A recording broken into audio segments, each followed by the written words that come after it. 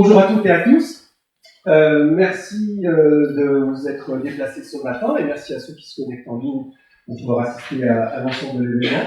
Bienvenue à cette seconde cérémonie du palmarès des SCPI durables, qui est donc organisée en partenariat avec les AFR, le Fonds de la finance responsable, ID l'Info Durable, donc il y a quelques représentants dans la salle, et Dict Invest. Je suis Marc Sartori, je suis président fondateur de la société Dict Invest. Nous sommes le seul cabinet d'analyse financière et immobilière indépendant de la place spécialisé sur les marchés et les fonds immobiliers ouverts. Au nom de tous les partenaires de l'événement, je vous présente, on l'a dit en privé mais en public, nos meilleurs vœux pour cette nouvelle année, qui va probablement bouger autant que les années précédentes. Des vœux évidemment de santé, on a une vilaine grippe qui se balade, des vœux de santé à destination évidemment de vous-même et de vos proches. Et puis on va aussi probablement souhaiter des vœux de réussite personnelle, professionnelle et puis collectif, parce que cet événement, c'est avant tout un événement aussi collectif pour rassembler des partenaires autour d'un événement et autour d'une thématique durable qui se déploie au fur et à mesure des années. On va juste rappeler brièvement les enjeux, et ça va être extrêmement rapide, mais l'immobilier, c'est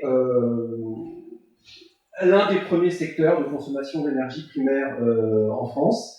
Et avec cette consommation d'énergie, ça implique donc que c'est l'un des plus gros producteurs de gaz à effet de serre, avec le secteur de la mobilité et avec le secteur de l'agriculture. Donc c'est essentiel que l'ensemble des parties prenantes puissent intégrer et prendre en compte cette dimension dans leurs choix, dans leurs arbitrages. Et l'idée de tout ça, c'est ce qu'on va explorer au cours de cette brève matinée, mais c'est de donner un éclairage sous format de 5-10 minutes à chaque fois pour chaque intervenant, mais un éclairage différent sur ce marché.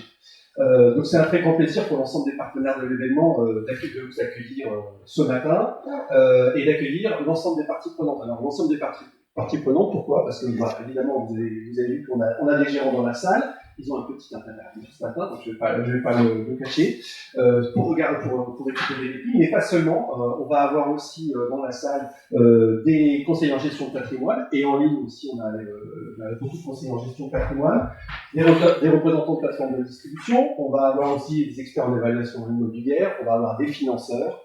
Voilà, l'idée c'est de rassembler un peu l'ensemble des acteurs pour que tous se puissent se retrouver sur cette thématique, et la retransmission pour nous était extrêmement importante de cet événement, parce que l'idée c'était aussi non seulement d'avoir, on va dire, les acteurs parisiens, mais aussi de pouvoir rayonner au niveau français, parce que l'idée c'est qu'évidemment les décisions elles peuvent se prendre à Paris ou en région, et que tout le monde doit partager ses idées, ses informations. Le principal enjeu sur les fonds immobiliers en vert, les fonds immobiliers ouverts, ce n'est pas forcément la technique, parce que la technique, on peut éventuellement la maîtriser, mais pour ce qui nous concerne, c'est beaucoup informationnel. Et c'est partager de l'information et c'est comprendre comment est-ce qu'on peut faire en sorte que ces fonds deviennent durables. Donc en fait, nous, en tant que cabinet d'analyse financière, comme on ne vend pas de part de SCPI, notre objectif, c'est justement d'apporter le maximum d'informations à l'ensemble des parties prenantes et d'informations qui soient accessibles en fonction des interlocuteurs, que ce soit des particuliers investisseurs, des CGP, des plateformes, des gérants. Et l'idée, c'est donc d'adapter ce discours. Et c'est pas forcément un exercice extrêmement simple à faire, parce que derrière, quand on parle de fonds immobiliers ouverts, les SCPI, ce sont des fonds qui sont quand même assez complexes à appréhender. Et quand on rajoute à ça la dimension extra-financière, on rajoute encore dans la complexité de l'ensemble de l'approche pour faire en sorte que ce soit le plus lisible et clair possible.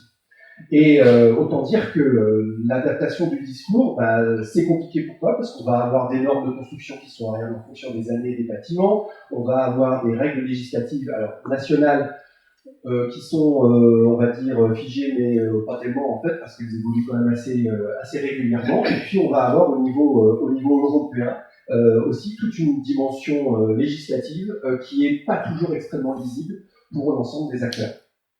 Donc comment réussir à parler de durabilité lorsqu'on est parfois tenté de penser que finalement, au bout du compte, le client l'investisseur final, ce qui va retenir, c'est simplement le taux de rendement du fonds. Comment est-ce qu'on fait pour parler de ça?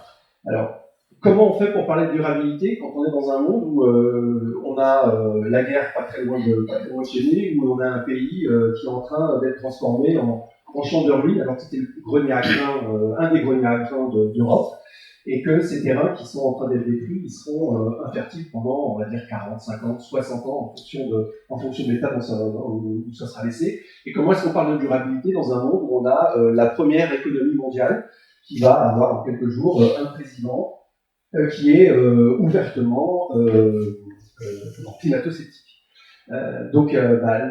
L'explication et la solution qu'on a trouvée avec tous les partenaires, c'est d'expliquer et de donner des informations et de donner des éléments, expliquer, détailler. C'est ce que fait l'info durable avec lequel on va échanger tout à l'heure. L'info durable, tous les jours, ils vont chercher de l'information, que ce soit à court terme ou à long terme, pour essayer d'expliquer la durabilité dans les secteurs différents, comment se positionner, comment expliquer, comment avoir des gestes qui peuvent être responsables. Et puis, on a aussi, dans la partie explication, pour parler et expliquer la durabilité, on a notre deuxième partenaire, c'est les AFR, les acteurs de la finance responsable, avec tout un groupement de CGP qui est CGP responsable, qui cherche des fonds qui respectent, qui essayent de justement orienter les investissements sur cette dimension de durabilité. Voilà pour nos deux partenaires. Et puis nous, de notre côté, qu'est-ce qu'on fait en fait chez Biptinvest? Ce qu'on fait en fait, c'est qu'on essaie de récupérer de l'information la plus fine possible. On va aller détailler tout ça, et puis ensuite pour essayer de la présenter de la manière la plus simple et la plus visible.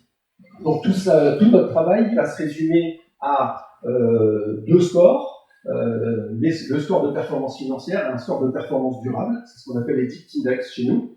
Alors les DICT Index, comment est-ce qu'ils fonctionnent? Ils vont être, en fait, c'est un score qui est basé sur 100 points, et on va regarder ça tout de suite dans le détail. Donc en fait, chaque année, on va récupérer les éléments patrimoniaux de tous les fonds du marché. Donc maintenant, on a une base de données avec un peu plus de 11 000 immeubles qui vont être géopositionnés dans toute la France et maintenant dans toute l'Europe, voire un peu plus loin aussi, puisqu'on a certaines CPI qui commencent à investir au niveau sur les plaques américaines. Donc en fait, quand on va récupérer ces informations, dans notre approche, il y a une approche à deux niveaux, une approche sur le patrimoine, et on va la regarder, on va essayer de calculer la performance du patrimoine. Et puis le deuxième niveau, ça va être le gérant et l'approche du gérant. On peut avoir un gérant qui a une approche durable, mais avec un patrimoine ancien qui doit rénover et basculer vers des performances énergétiques ou sociales ou de gouvernance beaucoup plus élevées. Et puis on va avoir aussi des gérants qui vont décider directement d'acheter du patrimoine qui va être conforme aux tendances et aux règles actuelles en matière de performance du bâtiment. Donc sur 100 points, en fait, on va avoir trois grands volets. Le premier volet qui va être le volet environnemental, où là on va aller récupérer des informations, donc comme je disais, sur les performances du bâtiment, si les bâtiments sont labellisés, on va aller récupérer aussi tout ce qui va être la gestion des transports, on va aller récupérer aussi des informations sur, par exemple, l'usage des réseaux, de l'énergie, des déchets. Et tous ces éléments-là, on va prendre ligne à ligne pour chacun des patrimoines. Donc, je laisse imaginer le travail que ça représente, parce qu'on a certains fonds où on va avoir 200, 300 lignes. Alors, c'est du travail pour nous, mais c'est aussi du travail pour vous, gérants, qui acceptez de répondre à nos questionnaires de durabilité, parce que derrière, tout le travail que vous réalisez, on essaie de matérialiser avec une performance synthétisée pour chacun des fonds. Et après, derrière, à quoi ça sert tout ça? Ça sert justement à ce que l'ensemble des acteurs, les particuliers, les CGP ou les plateformes, viennent ici récupérer pour avoir une vision extrêmement précise, parce que notre positionnement, c'est de dire, on ne peut pas se contenter d'avoir globalement une performance et puis pas savoir ce qu'il y a à l'intérieur. Nous, on est capable de dire, voilà, tel patrimoine, il est situé à tel endroit, à telle distance des transports en commun, donc il va avoir telle performance, parce que voilà, ça va nécessiter, il va avoir des contraintes derrière. Et c'est cette approche-là qui nous semble pertinente. Donc, sur la partie environnementale, qui représente, on va dire, l'essentiel une bonne partie de la note, on va dire comme ça. Et puis on a ensuite deux autres dimensions, donc le S de l'ESG, la partie sociale, où on va regarder des éléments sur la parité homme-femme, on va regarder sur des éléments sur tout ce qui va être le politique de lutte contre la discrimination. Et puis on a ensuite le dernier volet, enfin l'avant-dernier volet qui est sur la partie G, donc la partie gouvernance, où là, dans cet item-là, on va récupérer tout ce qui va être des éléments sur l'organisation et la déclinaison dans les organes, soit de direction du gérant, soit de déclinaison dans la gestion, dans la direction du fonds en lui-même, par rapport à ses associés, les politiques de communication, etc. Donc d'accès aux informations. Voilà. Ça représente les trois grands piliers, donc E, S et G. Et puis nous, derrière, on a quand même rajouté une dimension parce que le patrimoine et l'immobilier, il est directement lié et dépendant de là où il est. Je donne toujours des exemples qui sont un peu caricaturaux, mais on a des gérants qui vont par exemple se spécialiser en investissement sur la Réunion. L'île de la Réunion, c'est une très belle île, mais il y a des contraintes liées à cette île, par exemple, de cyclones, d'exposition aux cyclones, par exemple d'exposition au risque volcanique que vous n'aurez pas, par exemple, en Île-de-France ou dans le Massif central, vous allez avoir d'autres contraintes, par exemple d'inondation, voilà. Et donc cette dimension risque d'impact encouru, pour nous, elle est extrêmement importante parce qu'elle permet de mettre en évidence le patrimoine, parce que quelle que soit la qualité du gérant, si le gérant il achète un patrimoine qui est une zone à risque, et on a parfois des exemples dans le sud de la France. Le sud de la France est quasiment maintenant chaque année exposé au risque d'inondation. On va rappeler ce qui s'est passé à Bordeaux il y a quelques années avec les risques d'incendie. Voilà, tous ces éléments-là, on ne va pas les chercher en Californie, c'est arrivé chez nous il n'y a pas très longtemps. Donc tous ces risques-là, ils sont directement liés aux zones où sont investis le patrimoine. Et donc derrière, forcément, vous allez avoir des contraintes inhérentes, et quelle que soit la qualité du gérant, malheureusement, il est tributaire de là où sont situés, où sont positionnés, où est positionné son patrimoine. Voilà pour le petit point méthodo. Je ne vais pas faire plus longtemps. Alors normalement, on devait avoir Valère qui devait arriver, mais je ne sais pas si quelqu'un me dit chez l'idée où est Valère. Ok, bon. On va, alors, je vais vous présenter pendant ce temps-là, tiens, voilà, le temps qu'on le trouve, parce qu'en fait, pour expliquer, il fait une émission à la radio en même temps, et donc en fait, il terminait l'entretien qui était calé, et donc voilà, il devait être là, je l'ai vu arriver tout à l'heure, il a fait son entretien, donc je pense qu'il doit terminer son interview. Donc je vais quand même vous détailler cette année. L'an dernier, on avait fait 5 podiums, donc bureau, pour les SCPI, donc voilà, évidemment, bureau, commerce et diversifié, thématique européenne, résidentielle et vote des CGP. Le podium 4 SCPI européenne, c'est la nouveauté de cette année, puisque c'est un mouvement qui s'est fait au niveau de l'ensemble des gérants, d'aller chercher de la valeur au niveau européen. Alors, on essaie de le créer de manière assez restrictive, c'est-à-dire qu'il faut que ce soit exclusivement avec du patrimoine européen, pour que ça ait un sens et qu'on ne se retrouve pas. Voilà, parfait. Et du coup, voilà, cette dimension européenne, on l'a rajouté cette année, parce que c'était important aussi pour nous, alors à la fois de suivre les évolutions du marché, mais en même temps de se faire en fait l'écho un peu de ce qui se passe sur les mouvements de place, parce que c'est intéressant de voir. Alors il y a certains podiums, vous verrez, c'est spécialisé par exemple sur la France, sur tout ce qui va être résidentiel, on est vraiment concentré sur la France, et on va regarder ça au fur et à mesure. Ouais, je veux bien. On commence tout de suite. Le podium des bureaux. Premier, on a Elialis avec chez Advelis, qui est à 66 sur 100. Alors, je vais tous vous annoncer, et puis après, vous pouvez venir chercher vos prix, et on posera des questions après. Voilà. Et une fois que vous avez eu vos prix, avant que j'oublie, à l'arrière, j'ai un de mes collaborateurs qui va vous enregistrer pour une petite réaction suite à votre prix, et ça sera diffusé sur les réseaux sociaux dans les prochains jours. On va essayer d'étaler ça sur plusieurs jours. Donc voilà, troisième Elialis avec 66 sur 100. Le deuxième, c'est Paref Evo, une évolution et une fusion de SCPI. Et troisième, plutôt premier, Novaxia Néo Investissement. Alors je vais demander dans l'ordre. Advenis, si vous pouvez chercher votre prix. Hop là. Et donc. Voilà, alors c'est durable, hein, c'est durable cette année, voilà. Donc, vous avez investi,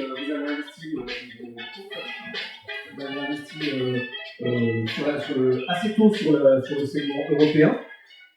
L'année 2024, vous l'avez vécu comment au niveau européen? Alors, le niveau européen, en tout cas, c'est le développement durable sur les critères ESG. Donc, nous, on a beaucoup travaillé, notamment sur notre critère E cette année, et on va encore plus travailler là-dessus sur notre prochain cycle de labellisation qu'on a qui est en cours, pour justement investir de plus en plus de CAPEX plutôt que de sujets plutôt de gouvernance sur nos immeubles et les faire progresser en tout cas vers une meilleure note ESG. Ok, bon bah rendez-vous l'année prochaine, hein, c'est ça ce qu'on se dit. Merci.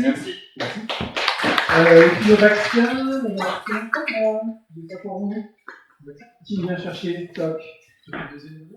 Je crois que le deuxième n'est pas venu aujourd'hui, à mon décompte. Hein. J'ai pas fait de faute diplomatique, non, je crois qu'ils sont pas arrivés ou pas encore arrivés, mais je le garderai pour eux, je leur remettrai après. Je vais vous donner mon cours. La durabilité chez Novaxia, vous êtes un des plus anciens à répondre à nos questionnaires de durabilité. Vous savez que c'est un exercice assez exigeant. Bureau et durabilité en 2024, on fait comment? En 2024. Alors en 2025 ensuite, mais en 2024 d'abord. En 2024, on est simple. Je pense que sur la table, vous avez essayé d'être. On optimise ce qu'on va faire. Nous, ce qu'on a fait, notre mission, c'est comme tu l'as dit, hein, on est européen, 50% européen, 50% France, on est diversifié, donc on a plusieurs typologies de bâtiments. Notre stratégie, ça a toujours été la même. D'abord, c'est l'exploitation. Vous avez parlé de CAPEX avec les Denis. Le premier sujet qu'on a fait, nous, c'est l'exploitation. Réduire les consommations énergétiques, tu l'as dit au début, c'est l'enjeu climatique majeur pour l'immobilier. Donc, c'est des capteurs un peu partout. C'est peu de CAPEX au début. Gagner 20% de réduction d'énergie, quasiment la moitié du chemin des effets faciales. Et 2025, 2026, on met des CAPEX, on améliore l'isolation, on améliore les systèmes énergétiques des bâtiments. On essaye d'aller un peu plus loin, mais toujours de manière assez intelligente. Et comme j'aime bien dire, en bon père de famille, on met l'argent là où il faut pour assurer une performance financière et extra-financière. Afin d'être plus en premier. Oui, on verra de l'année prochaine. Merci beaucoup.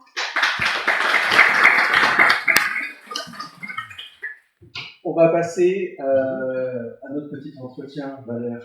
Tu es le bienvenu. Avec plaisir, merci. Ça va être rapide. J'avais sauté ici. Ouais.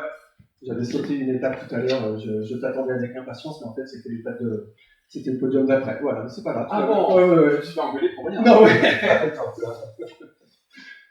Oui, parle-nous de cette, ce partenariat et ensuite, qu'est-ce que... Merci en tout cas pour tout ce travail accompli et cette sanction positive chaque année. Il pleuvait l'année dernière, je ne sais pas si tu te souviens drôlement, et là, c'est fixe. Exactement. Nous, on est un média spécialisé sur les sujets de durabilité. Notre travail et notre positionnement, c'est de décrypter ces sujets qui sont de plus en plus complexes, sur lesquels les enjeux sont de plus en plus majeurs, bien sûr. Et depuis plus de 7 ans, nous œuvrons à faire de la pédagogie et à donner des clés, notamment aux professionnels du durable, sur des thématiques d'investissement, sur des thématiques d'impact, sur des thématiques business, mais également sur des thématiques de consommation, des thématiques grand public, avec un pivot depuis quelques mois et une vraie offre d'information de veille aussi pour les professionnels. Et d'ailleurs, je vous invite à venir jeter un coup d'œil sur notre petit stand à on peut y compris vous offrir des accès sur quelques semaines pour découvrir notre environnement, mais c'est un vrai désormais média de veille, notamment orienté business, pour savoir avant les autres les tendances, les solutions, les innovations sur ces sujets qui sont de plus en plus complexes. Alors on va pas se cacher la face, c'est vrai que le sujet est difficile en ce moment, hein. Les sujets d'ESG, d'ISR, d'impact sont disons challengés par tout un tas de phénomènes géopolitiques et d'impact. Mais de toute manière, comme on dit souvent, cela s'impose à nous et cela s'imposera à nous.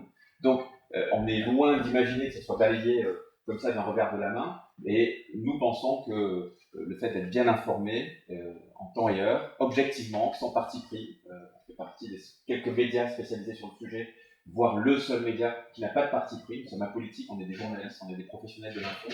Et c'est ce qu'on propose. Alors c'est pour ça qu'on vous a rejoint, parce que toi, ce que tu fais avec ton équipe, c'est de la data, c'est de l'info, c'est du fond. Et c'est pas comme ça pour plaisir, et ça répond à une vraie méthodologie. Oui, puis c'est vrai qu'on s'est retrouvé sur justement cette fourniture d'infos, ce croisement aussi d'informations. Alors, je crois qu'il y avait aussi dans votre approche, il y a toute une dimension que vous voulez surrajouter derrière, sur ce qu'on a labellisé le slide comme ça, mais 2030 investir demain. L'idée de cette... alors, c'est un think tank, c'est quoi exactement et comment ça se... On a appelé think tank pour que ce soit clair pour tout le monde. En fait, c'est un consortium aussi.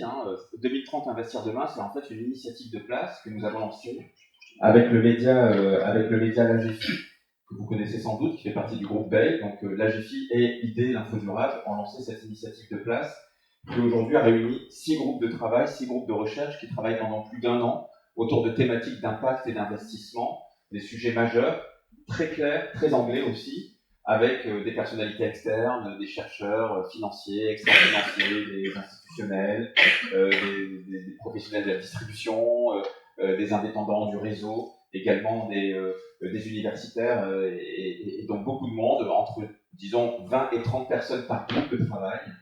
Nos cofondateurs de chaque groupe de travail sont des entreprises que vous connaissez sans doute. Je pense à Sycomore Asset Management, LBPAM, Candriam, Edmond Rothschild Asset Management et d'autres, qui en fait travaillent sur des sujets comme la ville de demain, la relocalisation juste via l'engagement actionnarial, les ressources, l'utilisation et la protection des ressources rares dans les investissements.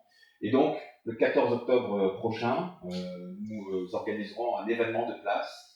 Ce sera dans le sud-ouest de Paris, pour présenter ces travaux à l'occasion d'un grand oral. Donc c'est vraiment un événement de place qu'on va mettre en place, et où on délivrera à la fois notre analyse, les projections et des livrables concrets qui pourront être mis à l'échelle par les investisseurs. Donc je ne peux pas vous dire aujourd'hui ce dont il va s'agir, mais ce seront des outils mis à disposition des acteurs de la place pour faire avancer les sujets d'impact autour de cet horizon 2030, d'où 2030 investir demain. Voilà, en gros c'est ça le think tank. L'originalité, c'est que ce sont 2 médias majeurs sur ces sujets qui l'organisent et qui l'animent aussi avec tous les réseaux qu'on mobilise, et puis bien sûr en communication et de communauté. Ok, très bien. Oui, puis c'est des médias complémentaires, parce que vous très êtes sur une thématique, et voilà. la GFI, c'est plutôt très orienté investissement et très technique, et nous un peu plus large, plutôt orienté distribution et avec une notion extra-fille à cette. Merci. Merci beaucoup, Valère. Merci à toi.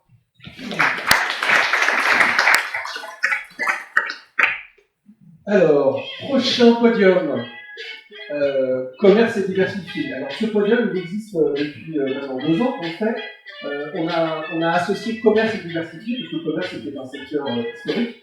Et puis diversifié, c'est le secteur où de plus en plus de SCPI se mettent naturellement, parce que les bureaux, depuis quelques années, ont quand même subi des affres, on va dire. Donc, ce segment est plutôt dynamique, on va dire. Alors, le troisième, c'est la SCPI Épargne-Pierre Europe de chez Voisin. Normalement, on devait avoir un ou une représentant.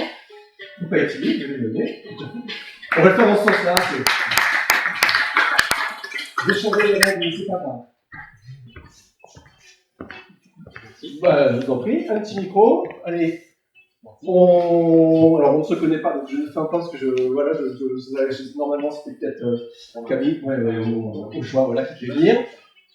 S'il faut bien se connaître, voilà, il faut parler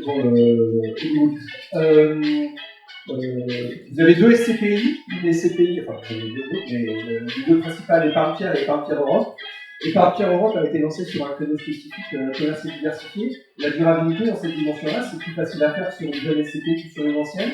Ouais, bah, bien évidemment. Alors, c'est une jeune SCPI qui a été créée fin 2022, labellisée 2023, donc c'est un peu plus facile à l'acquisition sur les actifs qu'on a déjà achetés, de tout simplement garder ces critères ESG, de les conserver pour être à la note adéquate, et pour les actifs qui ont été achetés ou qui vont être achetés, qui n'ont pas cette note adéquate, faire les travaux, justement les CAPEX, comme on a évoqué tout à l'heure, pour arriver à cette note-là et à une stabilité sur 10-15 ans au niveau l'ESG et surtout au niveau environnemental évidemment.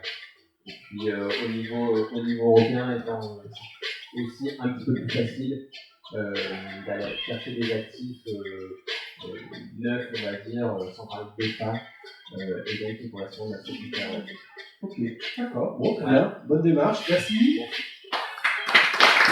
N'oubliez pas d'aller voir mon collaborateur Christophe pour faire qu'il fasse ses enregistrements au fur et à mesure. Le deuxième, Transition Europe. Alors, Transition Europe, j'ai vu Yann, voilà. Bon, c'est une habitude, hein, c'est tous les ans, on change les prix, mais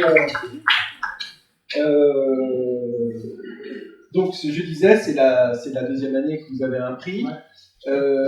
L'année 2024, on va pas se mentir, elle a été flamboyante pour vous. Quelle part revient à la durabilité dans cette performance? Comment si vous arrivez à l'évaluer, et comment ça se décline au quotidien, la durabilité chez vous? C'est très compliqué d'évaluer la part. Nous, c'était une condition dès le départ. Arkea, c'est une filiale de crédit de Arkea, c'est un groupe engagé, entreprise à mission, donc c'était une obligation d'avoir tout labellisé, et au-delà de ça, d'être innovant. Et c'est plus facile d'être innovant quand on lance des véhicules. Je pense que c'est plus facile parce qu'on commence sur un portefeuille tout petit, et au fur et à mesure, on peut mettre en place des choses innovantes. Donc on a mis des choses très innovantes sur la biodiversité. En fait, on est parti d'un postulat, c'est de se dire que tout ce qui était autour de l'énergie, c'était une donnée. Donc on le fait, on travaille sur la trajectoire carbone, et voilà. Mais on voulait aller plus loin que ça. Donc biodiversité, très important. Donc on travaille avec des écologues sur tous les sites, sur toute l'Europe. C'est pas simple de travailler sur toute l'Europe parce que ça veut dire des normes différentes, ça veut dire des façons de travailler différentes. Et donc, le premier truc à faire, c'est d'essayer déjà de faire travailler tout le monde ensemble.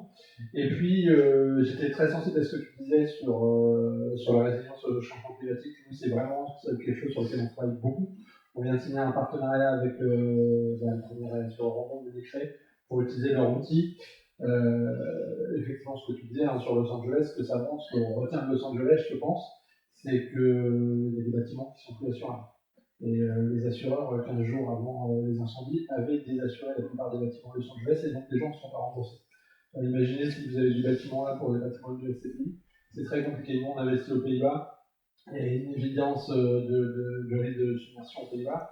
Donc c'est hyper important pour nous. Donc on a mis en place ce partenariat depuis la fin de 2024 avec Unicred pour travailler sur ces sujets-là. Et c'est là où on voit que tout ce qui est ESG, ça rencontre la performance financière. Parce que si vous vous retrouvez avec un bâtiment qui n'est plus assurable, la performance financière de votre véhicule, elle est fortement affectée. Effectivement. Ok, merci beaucoup. Merci Yann. Allez, le numéro 1. Numéro 30. Venez, viens Raphaël. Bravo. Alors l'an dernier, je avais posé la question, mais comment est-ce qu'on fait pour avoir un score? Bon, ils ont compris le processus maintenant, parce qu'on a regardé ça ensemble. Les questionnaires, vous avez souffert sur les questionnaires, ça c'est fait. Ça vaut le coup quand même, du coup, forcément. Iroko a une très belle année aussi, avec un petit peu plus d'ancienneté que Transition Europe. La durabilité chez vous, vous la déclinez comment? Et je ne sais pas si vous arrivez à évaluer l'impact que ça peut avoir sur vos investissements. Nous, ça a été une conviction dès le départ, désolé, je vais avoir cassé. C'était une conviction dès le départ, c'est pour ça qu'on a été une des premières SCPI à être labellisée ISR. Voilà, on était la 7e de mémoire. Après ça, on a continué à investir sur ce sujet-là, on s'est renseigné, on a essayé de faire ce qui se fait de mieux. On a été ambitieux aussi, on a été au-delà des élections de label ISR, notamment en faisant passer l'ensemble des bâtiments achetés en 3 ans de Best in Progress à Best in Class, donc c'était assez ambitieux. Et là, on est assez fiers parce qu'on a pu renouveler notre label ISR de manière haut la main, et en atteignant tous nos objectifs. Et en plus de ça, on a été encore plus loin en intégrant maintenant une poche sociale dans notre politique ESG, environ 1% de la capitalisation d'Iroko OZEN. Donc ça nous permet vraiment d'avoir une politique, je pense, ESG ambitieuse et qui est alignée justement avec la performance du fonds, notamment avec les travaux qu'on entreprend. Nous, on se rend compte aujourd'hui que il y a du bon discounting, ce qu'on appelle une baisse de valeur des actifs qui ne sont pas aux normes ESG, et cette baisse, ça se fait à l'euro dans les négociations, dans des acquisitions.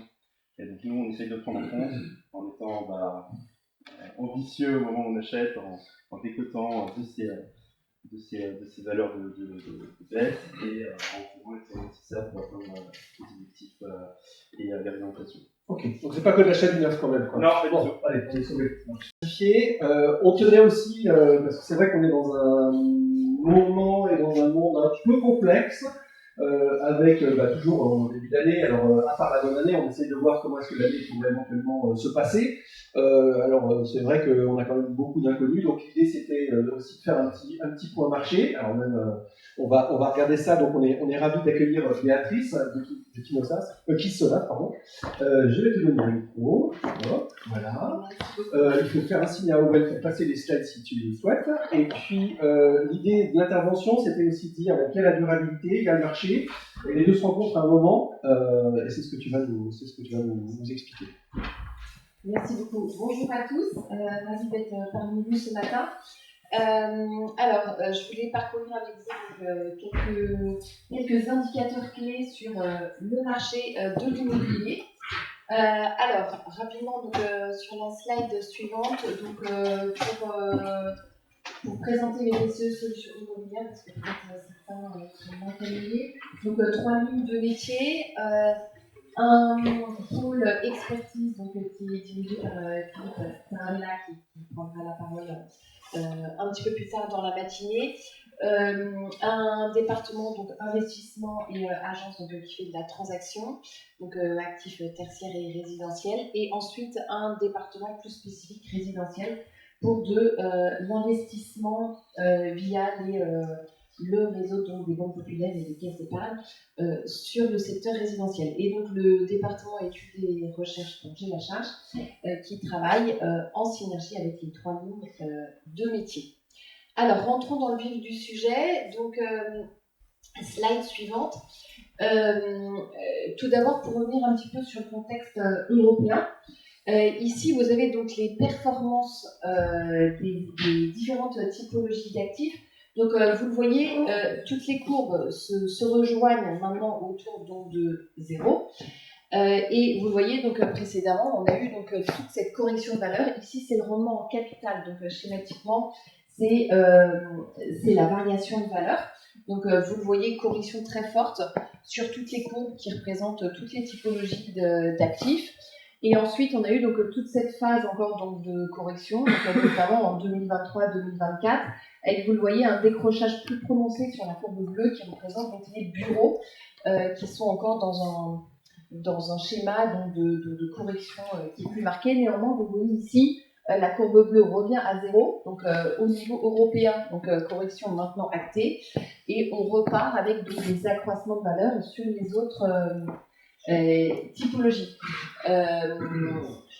J'ai pas mis d'autres slides sur l'Europe, mais on voit qu'effectivement sur les bureaux, on a maintenant on commence à avoir quand même les corrections qui sont majoritairement actées. En France, on a encore des corrections de valeur sur le bureau, au UK également, avec, on le voit en fait, 2 typologies de bureaux, enfin les bureaux sur notre marché français, donc les bureaux parisiens qui s'en sortent dont la correction maintenant est actée en grande partie avec des loyers qui sont en hausse, et des bureaux dans certaines zones de la périphérie qui sont plus en souffrance. Alors, sur la slide suivante, si on regarde un petit peu plus près ce qu'il en est pour la France, alors on n'a pas encore les chiffres à décembre 2024, néanmoins vous les avez à juin. Donc en fait on voit ici la correction, elle a commencé à fin 2023, elle a été très prononcée tout au long de l'année à fin 2022, elle a été très prononcée tout au long de l'année 2023, et on voit que là, à mi-année 2024, on voit que ça se résorbe légèrement, mais néanmoins, on a quand même des corrections de valeur. Donc le rond ici, jaune, c'est la performance au global, avec 2 composantes principales. La partie, vous voyez, qui est très stable, qui est en rose clair, qui représente le rendement locatif. Donc, schématiquement, ça veut dire revenu net sur valeur. Et puis, toute la partie qui est en mauve, qui représente ici le rendement en capital, l'évolution des valeurs. Donc, vous voyez ici, l'évolution des valeurs, elle est encore fortement négatif. Néanmoins, quand on regarde par typologie de produits, on voit que pour le commerce et pour les actifs industriels, donc logistique, entrepôts et locaux d'activité, en fait, on est revenu à zéro. Donc, toujours des corrections de valeur, mais compensées par la partie rendement locatif. Résidentiel, encore mais de manière moins prononcée, donc des corrections de valeur. Et ce qui souffre le plus, c'est la typologie des bureaux. Si on regarde sur la slide suivante, ce qu'il en est de l'allocation en immobilier. Ici, je voulais partager avec vous donc, le résultat donc, que l'on fait auprès des investisseurs institutionnels, donc 2 fois par an. Et là, on vient de restituer donc, les résultats à fin d'année 2024. Donc, une des questions, un des indicateurs clés qu'on suit, c'est l'allocation sur la classe d'actifs immobilières. Ce qu'on leur demande, c'est souhaitez-vous allouer davantage ou moins sur le secteur immobilier. Et donc là, vous voyez, la réponse a été à 43%, augmentation de la poche sur l'allocation. Alors si on prend un petit peu de recul et si on regarde ce qui s'est passé précédemment, vous le voyez jusqu'en... donc même en juin, on était quand même avec un schéma donc, de plus de investisseurs donc, qui comptaient augmenter l'allocation versus la diminution. Et ensuite, à partir de décembre 2022, on a changé de configuration. On avait plus d'investisseurs qui souhaitaient diminuer. Et ça s'est très fortement accentué en 2023. On est passé à 60% d'investisseurs donc, qui voulaient réduire. On commençait à le pressentir en fait en milieu d'année 2024 parce qu'on commençait quand même à avoir ici 20%, donc un investisseur sur 5, qui commençait à dire « moi je veux allouer plus à l'immobilier ». Alors, probablement parce que ça avait été fortement réduit déjà précédemment, aussi parce que les corrections de valeur commençaient à être actées. Et là, on le voit, on change de cas de figure, on a plus d'investisseurs qui souhaitent augmenter leur allocation versus la diminution. Néanmoins, on a quand même encore 20% des investisseurs qui vont continuer à diminuer leur allocation en immobilier. Donc, augmentation qui est pressentie de l'allocation en immobilier, ça veut dire qu'on peut commencer à anticiper une reprise des volumes d'investissement. Et c'est ce qu'on va voir sur la slide suivante. Donc, vous connaissez les chiffres donc, du dernier trimestre donc, qui ont été publiés il y a quelques jours. Au final, donc, comme vous le savez, en 2023, on a eu un effondrement des volumes d'investissement. On est passé de 27 milliards à 12 milliards, avec un très fort ralentissement en 2024 au T1, au T2. Le T3 commençait à être plus dynamique, et là, le T4 a été le trimestre le plus actif, et plus actif que le T4 de l'année précédente. On voit qu'il y a un redémarrage. Néanmoins, donc, on est resté donc, à un niveau palier en 2024 pour les volumes d'investissement, donc à 12 milliards. Et donc, on peut pressentir maintenant pour 2025 des volumes plutôt entre 16 et 20 milliards d'euros. Donc, on ne reviendrait pas encore au niveau de 2022, 2021, 2020. Néanmoins, on commencerait quand même à repartir dans un cycle avec des volumes d'investissement plus important. Sur la slide suivante, si on regarde quelle typologie d'actifs et quels secteurs vont être les plus sollicités, donc vous avez ici à gauche les intentions à l'achat et à droite les intentions à la vente. Donc on voit donc attrait fort pour les bureaux Paris, suivi de la catégorie logistique, locaux d'activité, l'hôtellerie aussi avec des bonnes performances qui arrivent en 3e position, le résidentiel en 4e position et le commerce. Ce qui est intéressant de noter, c'est les intentions d'investissement sur les bureaux première et deuxième couronne et sur les bureaux croissant ouest.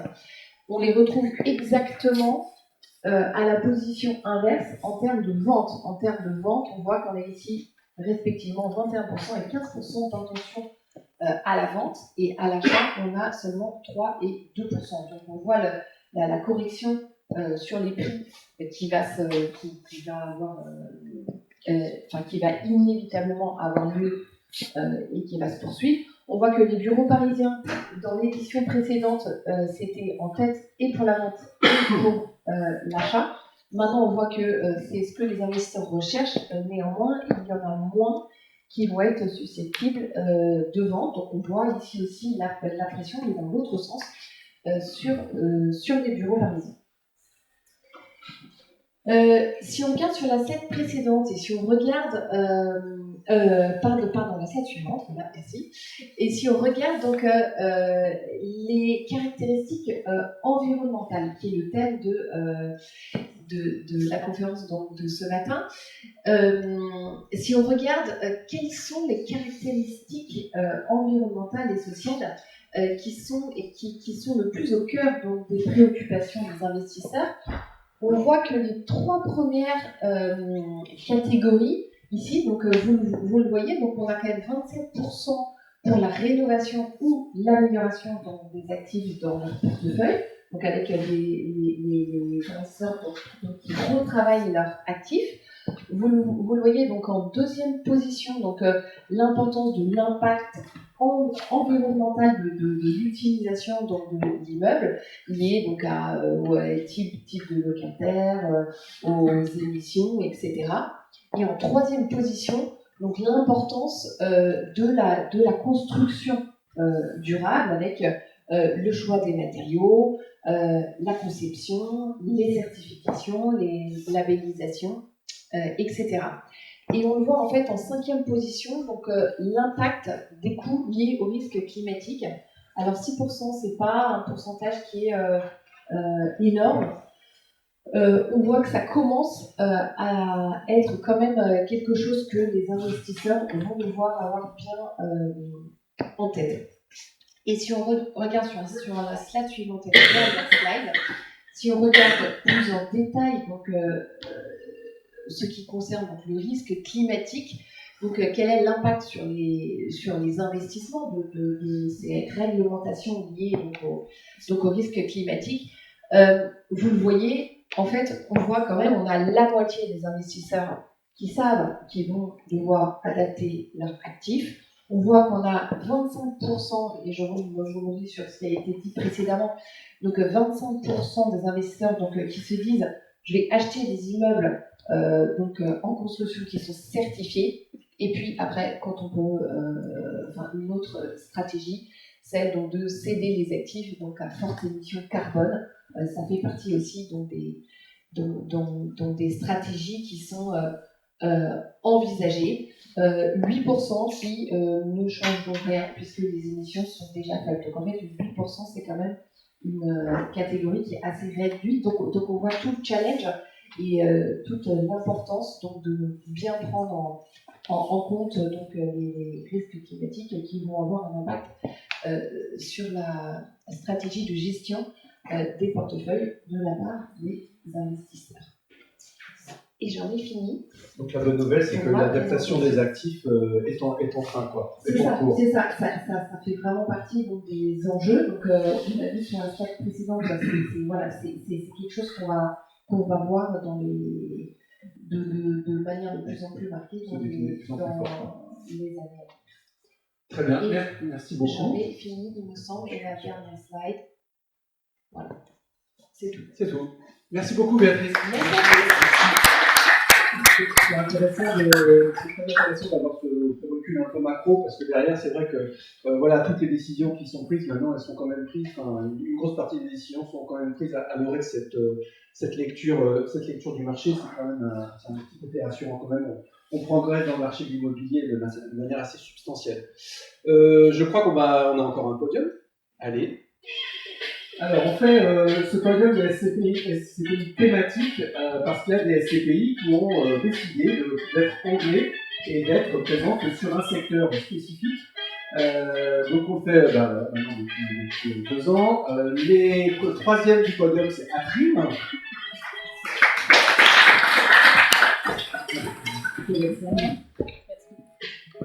Et le micro aussi. Atrim Hotel, c'est spécialisé sur l'hôtellerie. L'hôtellerie, la durabilité, ça marche comment? Tout à fait. Donc là, comme on l'a vu, l'hôtellerie, c'est une classe d'actifs qui est très demandée et très peu sourcée en termes de volume de vente. Donc nous, l'hôtellerie, donc on a tout de suite orienté sur l'investissement durable. C'est une SCPI qui a été labellisée ISE en 2021. Donc là, si vous faites bien les calculs, c'était l'année du renouvellement en 2024. Donc qui a été l'occasion de revoir l'intégralité de notre parc, de poursuivre cette stratégie Best in Progress qu'on avait entamée depuis 3 ans, donc qui était au départ largement soutenue par l'environnement, comme effectivement c'est sur la décarbonation et les baisses de consommation énergétique qu'on mettait plus l'accent. Et aujourd'hui, on s'est axé notamment sur le social, le confort des occupants, comment le bâtiment finalement intrinsèquement pouvait être social de par son infrastructure et son aménagement. Donc c'est sur ce volet qu'on se concentre sur notre prochain cycle de labellisation et également sur tous les indicateurs que l'on suit au quotidien. Merci beaucoup. Merci.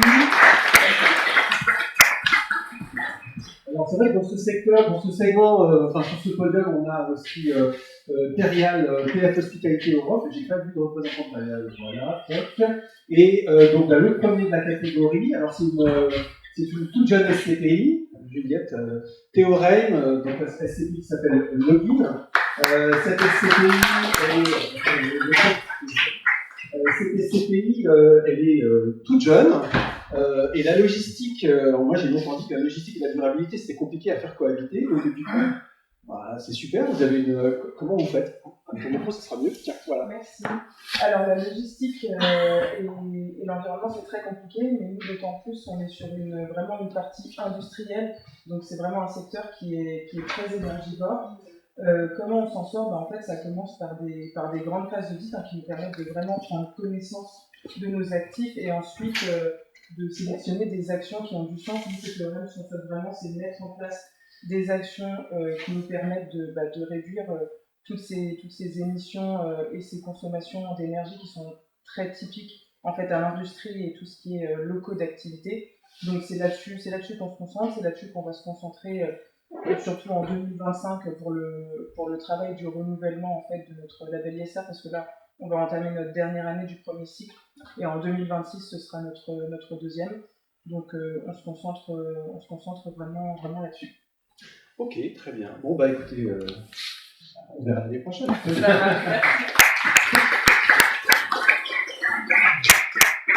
Je vais pas appeler à la barre, mais on a eu la vision de BPCE Expertise Immobilière. Nous, on tenait à ce qui est aussi, sur l'année 2023 et 2024, on était quand même assez, on va dire, chargés en termes d'expertise, puisque les experts sont devenus des stars depuis que la BCE a dit qu'il fallait faire tous les 6 mois maintenant des expertises. J'avais plusieurs questions comme ça, mais la première qui me semblait intéressante, donc c'était avec votre regard d'expert qui travaillait avec un certain nombre de SCPI sur le marché. Le régulateur il change les règles, il augmente la fréquence des expertises. Moi, j'ai appris à l'école que l'immobilier ça bougeait pas tant que ça, et là finalement on a eu cette année, et en 2023 et en 2024, des mouvements assez substantiels. Comment ce changement de réglementation a impacté le marché? Alors, c'est pas que le changement de réglementation n'a pas impacté en tant que tel le marché, par contre il a impacté les pratiques. Bon, vous êtes gestionnaire de SCPI, vous avez pu peut-être remarquer que l'AMF est un petit peu à cran depuis quelques temps, c'est un peu vite. Donc ils ont mis la pression sur vous et ils nous ont mis la pression aussi sur nous les experts. Ils ont été, je veux dire, extrêmement sollicités, pour pas dire harcelés par l'AMF, donc ils ont leur communiqué nos bases de données, etc., parce qu'ils voulaient refaire les expertises derrière. On était à ce stade-là, voilà, non, mais il faut savoir. Voilà. Bon, après, ils se sont aperçus que c'était quand même compliqué, parce qu'il n'y a pas que des références qui permettent de faire l'expertise, il y a aussi toute l'analyse du bien, et il y a une complexité qui n'est pas appréhendée. Donc, ils ont décidé d'introduire une actualisation intermédiaire pour les SCPI. Bon, effectivement, les SCPI, on intervenait, une expertise tous les 5 ans, une actualisation annuelle entre-temps. Ils ont estimé que le rythme était peut-être un peu light pour avoir un suivi réel du marché. Alors, c'est vrai et c'est faux. C'est vrai parce que quand on a des mouvements importants de marché dans une année, il faut attendre la fin de l'année pour les acter dans l'heure de la CPI.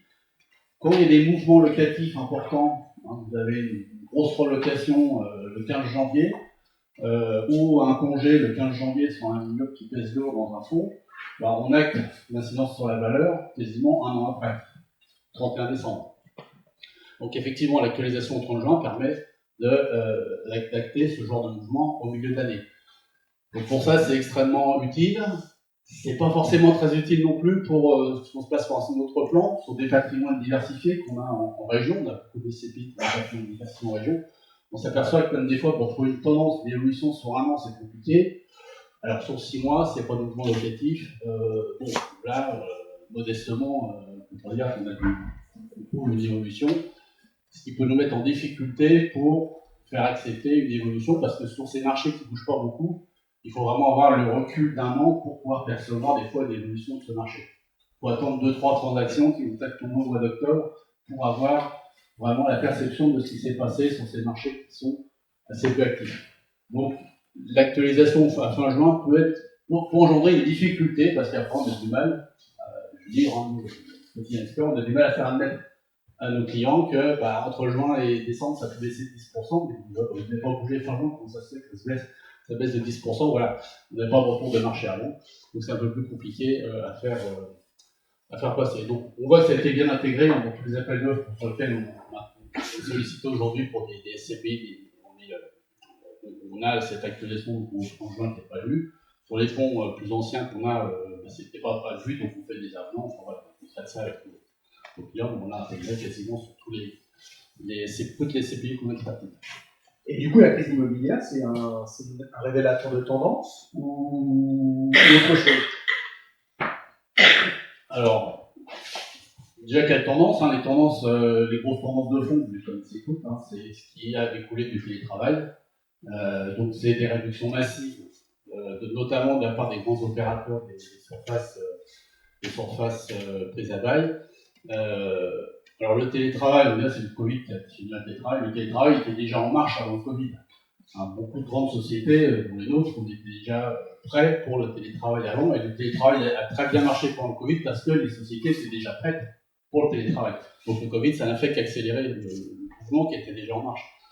Mais les conséquences, c'est qu'on s'est aperçu qu'on a trop de surface parce que les gens viennent plus au bureau, ils viennent 2 jours par semaine, 3 jours, une journée, et donc les gros utilisateurs ont réduit massivement leur surface. Hein. Le groupe PPCE, dont on fait partie, 40% de surface de bureaux ont été restitués. C'est énorme. C'est juste à Charenton, c'est 50 000 m² qui ont été restitués. Voilà. Il n'y a pas un employé en moins, mais 40% de surface occupée en moins. Et on ne reviendra pas en arrière. Le télétravail, c'est quelque chose qui est gravé dans le marbre. Hein. Les gros utilisateurs, il y a quelques boîtes qui disent c'est fini le télétravail, les gens payent le bureau, etc. Mais la tendance de fond, c'est on ne reviendra pas en arrière. Les jeunes qu'on embauche, la première question qu'ils posent, c'est combien de jours de télétravail on a. Hein, voilà. Donc si on leur dit il n'y en a pas, on a refusé. Voilà. La conséquence de tout ça, c'était des libérations massives de surface, et évidemment, cette surface qui ont été libérées, c'est pas les emplacements prime, comme du 8e arrondissement. Évidemment, c'est des emplacements en banlieue, je parle du groupe de PCE, ce qui a été libéré, c'est Charenton, c'est pas le 13e arrondissement. Donc, on sait effectivement, et la crise immobilière a accéléré tout ça, en dégradant encore fortement les valeurs, qui de toute façon, elles laissent dégrader parce qu'on a un vrai problème d'occupation. Voilà, donc on se retrouve aujourd'hui avec un marché immobilier, marché des bureaux, avec trop d'offres, clairement, et des immeubles qui vont devoir être reconvertis. Pour 2024, quasiment les 3/4 des transactions d'immeubles de bureaux qu'on a vu passer en banlieue, c'est des valeurs, c'est des immeubles qui vont être transformés. Ils vont être rasés, reconstruits pour un logement, transformés en résidence hôtelière, transformés en colibri, en résidence étudiante ou je ne sais quoi. Les 3/4 des transactions. Donc voilà un petit peu les impacts qu'on a pu avoir. Et du coup, dans ce cadre-là, la durabilité, donc quand il y a des remises en question comme ça, parce que c'est quand même une remise en question profonde de ce qui se faisait jusqu'à présent sur le marché, la durabilité, c'est un paramètre, on va dire, annexe, ou c'est un paramètre critique dans vos expertises? La durabilité, ça devient un facteur de la valeur extrêmement important, parce qu'on voit bien, par rapport à ce qu'on a entendu avant, tous les investisseurs achètent de l'immeuble avec des bonnes notations au niveau des ESG, ou alors des immeubles pour les transformer et leur proposer une bonne notation. Il n'y a pas que ça, il y a l'emplacement qui reste. On peut avoir des immeubles super bien notés, labellisés, etc. en banlieue, aujourd'hui, pèsent tout le temps. Le facteur principal, ça reste l'emplacement. On voit que la demande se concentre aujourd'hui, suite à ces libérations massives, la demande se concentre sur les endroits où il y a de la centralité, donc l'accessibilité très importante en transport en commun, des services autour, des lieux de convivialité, parce que les gens viennent moins au bureau, donc quand ils viennent, ils se retrouvent, ils veulent aller au restaurant, ils veulent avoir un moment sympa, donc ils veulent pas être dans un endroit où il n'y a rien du tout. Donc on voit que la demande se concentre sur ces endroits-là, et on a beau avoir des immeubles qui ont tous les critères qui cochent toutes les cases, quand ils sont en deuxième couronne, en péridéfense, et aujourd'hui c'est très très très dur le marché, et ça se trouve pas, ça se vend pas, on ne sait même plus les valoriser ces immeubles. On ne sait pas quel taux mettre, on ne sait pas quel loyer mettre. Bon, les dernières grosses locations qui sont passées en péridéfense, on a des loyers économiques qui sont largement au-dessus des 200 € du mètre carré, là où avant ça se louait à plus de 400. On ne sait plus quel taux mettre parce qu'il n'y a pas de transaction. Enfin, voilà, donc la durabilité, oui, l'emplacement reste primordial, absolument, parce qu'un immeuble, même s'il n'est pas durable, peut se transformer. Un immeuble mal classé, on ne pourra pas le déplacer. Donc, il faut travailler sur le déplacement des immeubles, je comprends. Voilà. On va laisser la durabilité. Okay. Merci beaucoup, Philippe. Merci.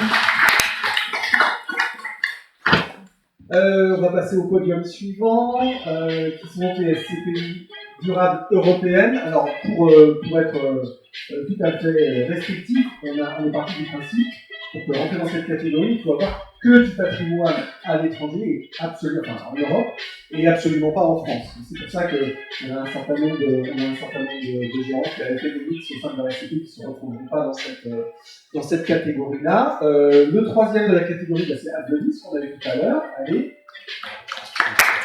Vous pouvez le prix. Hop, le petit micro qui va bien. On en parlait tout à l'heure, la durabilité au niveau européen, c'est une déclinaison qui est parfois... déjà en France, on a du mal parfois dans la définition. Au niveau européen, ça surrajoute en fait la complexité à l'approche, c'est ça? Ce qui peut être compliqué, déjà, c'est quand on investit dans différents pays, on va avoir différentes réglementations. En France, on va être très réglementé, par exemple, par le décret tertiaire qui est conformément à l'algorithme. En Europe, on va moins avoir cette volontariat, enfin, bien qu'aujourd'hui, avec le début d'exploration en Europe, on a tout cet épisode à dire, notamment sur les bornes de recharge ou sur la gestion technique des bâtiments. Donc aujourd'hui, l'idée chez Abdelis, c'est d'essayer de conformer aux meilleures réglementations pour pouvoir avoir un présent sur la réglementation. Et décliner une approche française peut-être quelque part au niveau européen. Voilà, on essaye de se renseigner sur la réglementation et toujours d'essayer d'utiliser les meilleures réglementations pour les appliquer sur les secteurs européens. Ok, très bien, merci. Numéro 2, pareil, donc qui ne sont pas là. Et puis numéro 1, Yann, c'est un doublé. Vous avez commencé un peu à évoquer la thématique européenne tout à l'heure, du coup on a un peu défloré le sujet, mais juste pour une minute, c'est de dire, là ce qu'on vient d'entendre sur la partie bureau au niveau européen, vous le sentez, c'est commun dans l'ensemble des marchés, comment ça se caractérise? Est-ce que la France, on est vraiment un cas particulier sur cette dimension-là? Oui, il n'y a pas d'homogénéité en fait. C'est là qu'elle est plus complexe, et encore plus quand on a une SCPI diversifiée. Nous, dans le portefeuille, on a de la logistique, on a de l'école, on a du bureau, on a bientôt de l'hôtellerie, on a du commerce. Donc, trouver un ensemble de choses communes entre les pays, entre les secteurs, c'est compliqué. C'est pour ça que la grille a été compliquée à faire pour notre labellisation ISR. Voilà, ça marche bien. Mais effectivement, il y a des harmonisations à faire, je pense, au niveau européen, sur des choses aussi basiques que tout ce qui est diagnostic de performance énergétique. En fait, il n'y a pas les mêmes grilles, il n'y a pas les mêmes. Certains sont sur l'énergie finale, d'autres non. Et puis, ce qui est aussi compliqué, c'est qu'on n'a pas le même mix énergétique. Si on parle de l'énergie, il y a des choses toutes simples, mais par exemple en Allemagne, le mix énergétique est ultra carboné, alors qu'en France, il est beaucoup moins, ou dans d'autres pays. Donc voilà, c'est un ensemble de mesures sur 2 immeubles strictement identiques dans des pays différents. On va avoir des notes différentes parce qu'elles se retrouvent pas sur le même mix énergétique, pas sur les mêmes risques climatiques, pas sur donc tout ça, et ça rajoute Compliqué. Ok, merci beaucoup. Merci. Je crois qu'on va enchaîner tout de suite sur le prochain podium, qui sont les SCPI résidentiels. Alors c'est toujours c'est un segment, c'est pas le segment historique le plus fourni en capitalisation, mais c'est un segment qui est assez intéressant parce que c'est un segment avec des approches qui peuvent être complètement différentes. Il y a des acteurs qui sont différents, donc il y a deux principaux, on va dire, l'approche via des SCPI fiscales, et puis l'approche via des SCPI de rendement. Alors le numéro 3, il y avait des ex-échos, donc il y a les fiscales urbaines, et puis Kialéos de Normandie, je crois qu'il y a un représentant de Kialéos, qui est là, voilà, bien. Hop. Voilà. Je vais découvrir en même temps, mais je vais faire une fois comme ça. Il y a en même temps, parce que vous avez plusieurs SCPI fiscales, donc hop. Voilà, je crois qu'il y a celle-ci, je ne me trompe pas, c'est ça. On en avait 2 en fait. Voilà. Parce que historiquement, il y a Kialéos de Normandie 1, donc on peut révéler tout ça au web. Et puis il y a Kialéos de Normandie 2. Vous êtes, je crois, un des seuls gérants qui est spécialisé sur la rénovation énergétique. On travaille ensemble depuis un certain temps. Et cette approche de rénovation pure, vous la déclinez comment dans le résidentiel? Comment vous fonctionnez? Dans le résidentiel, effectivement, on se base surtout sur, contrairement au bureau qui est basé sur un décret tertiaire, sur le logement, c'est les diagnostics de performance énergétique, donc les DPE. En ce moment, on en entend beaucoup parler, puisque depuis le 1er janvier, il y a l'interdiction de location des appartements qui sont classés G. Donc, nous, c'est surtout cet indicateur qu'on regarde. On achète effectivement des immeubles qui sont vétustes, des immeubles qui sont tous en DPEG, qu'on rénove de manière énergétiquement performante pour remettre en location. Sur ces deux, puisqu'on a plusieurs SCPI, effectivement, on a plusieurs SCPI de Normandie, on va lancer Kialéos de Normandie 5 en 2025. Et sur les SCPI de rendement, on a aussi la même approche, mais sur Kialéos de Normandie. Sur les 2 Normandies, on vise un DPE minimum de C après travaux. Donc, oui, ce qui vous place sur en termes d'empreinte carbone, vous êtes dans les meilleurs de l'analyse qu'on peut avoir en France. Effectivement, et puis ça nous arrive aussi d'avoir des DPEB, des DPEA, pour faire un grand écart entre le G et le A. Et surtout, on prouve que c'est possible de le faire aussi dans la rénovation. Très bien, merci beaucoup. Merci. Je crois qu'on a un petit interpodium qui nous attend avec Maël Caravaca et puis Simon Lolnet. Vous allez nous parler de...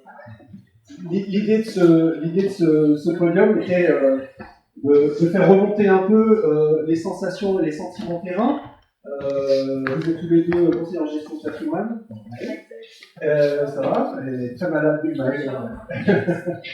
Je vais vous laisser les micros. L'idée, c'était que vous puissiez nous faire un petit retour sur ce que vous vivez au quotidien, comment vous arrivez à sensibiliser vos clients, et puis par rapport à tout ce qu'on a entendu sur les segments, l'attractivité éventuellement des fonds, comment est-ce que vous arrivez à matérialiser cette durabilité dans ce que vous proposez. Et je te laisse le micro. Je vais essayer d'être claire, mais j'ai pas la gorge. Déjà, merci à Marc pour nous faire intervenir. On était parti sur une interview croisée. Ouais, exactement. C'est ça. Donc, je vais commencer, si tu veux bien, par poser quelques questions. Ouais, bien sûr. Et évidemment, l'idée, c'est de vous partager un peu la réalité terrain de nos métiers, les attentes de nos clients, comment on parle de sélection des parties prenantes, et puis nous aussi, dans notre vision. Et pour ceux qui ne te connaissent pas, je ne sais pas s'il y en a dans la salle, mais qui es-tu?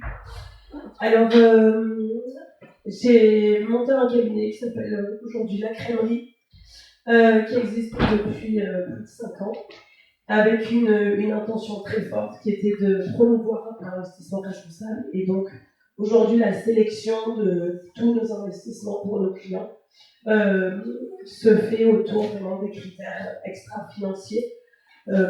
Et en fait, toute notre clientèle demande en fait, avoir de l'impact avec leur argent. Donc, on ne fait que ça à travers évidemment l'immobilier, la SCPI, mais aussi sur des actifs cotés, avec des enveloppes comme l'assurance vie, le PER, le compte le PEA.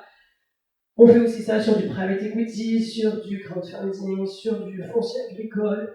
Bref, en tout cas, il n'y a pas d'excuse pour mettre de l'impact et donner une mission à notre argent. En tout cas, c'est ce que nous demandent nos clients aujourd'hui, dans la grande majorité, en exclusivité. Voilà.